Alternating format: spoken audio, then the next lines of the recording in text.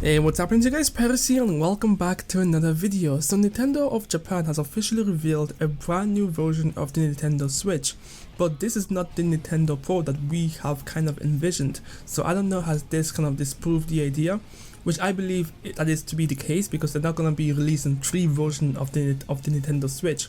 So this may have been the Nintendo Switch Pro that we've been thinking about, but it's not the way we've expected.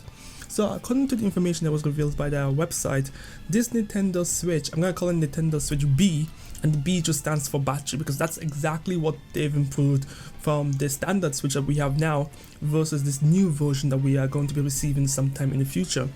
They've improved the battery life, so I believe that the current Switch that we have now, the battery life lasts from around 2.5 hours to 6.5 hours. This new Switch has an astounding battery life of 4.5 hours to almost 9 hours of battery life depending on what game that you play. So that's a massive improvement.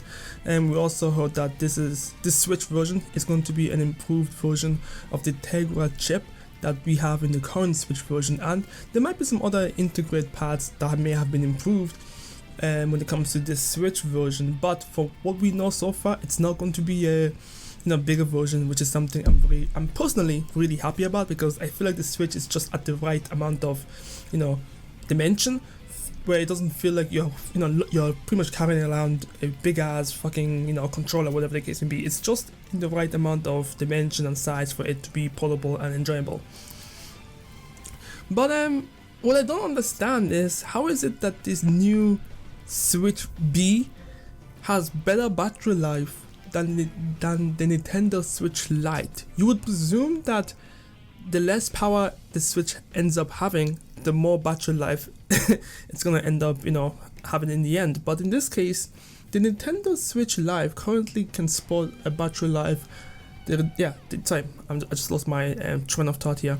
The Nintendo Switch Lite has a battery life, I think, currently of 3.5 to almost 7 hours, depending on what game that you play. So right now, our current version that's on the market has the least amount of battery life compared to these 2 new versions that are going to be coming out. But the Nintendo Switch Pro has more battery life. No, sorry, the Nintendo Switch B, I'm going to call it the B, sorry. The Nintendo Switch B has more battery life. Its Tegra chip is more similar to that of the Nintendo Lite. And yeah, I don't know. Well, for me personally, I mean, the battery life doesn't seem like enough of a reason for me to switch to this new version, if I'm being honest with you. Yes, I do play portable, and it would make sense for me to have more battery life so I can play for, an extended period of time. But for me personally, I don't see a reason. I don't even play, games consistently for 6 hours or 5 hours or anything like that. So I'm pretty okay in that sense, and I don't know. So I just wanted to give you guys my thoughts and opinion. I'm just a little bit confused on how the Nintendo Switch Lite got pretty much cucked out from having the most battery life out of all 3 of them. It would make more sense because it's the one with the least amount of power.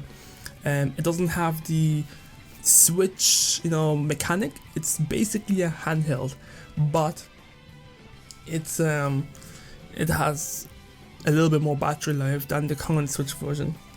I don't know, we'll have to see. I know the website where this information has been posted doesn't have a lot of information regarding it. It just tells us that it's going to have more battery life, a little bit more of an improved Tegra chip, which is similar to that of Nintendo Switch Lite, which I don't know. It feels like if you upgrade, because based on from my understanding, if it's a more enhanced version that's similar to the Lite version, is it more powerful? Does that mean that the Lite is more powerful than the Switch that we have now? I don't think so, but I don't know. I don't understand. I need to wait to see more information. But for me, from the sounds of things, it may seem like they reduced the power a little bit.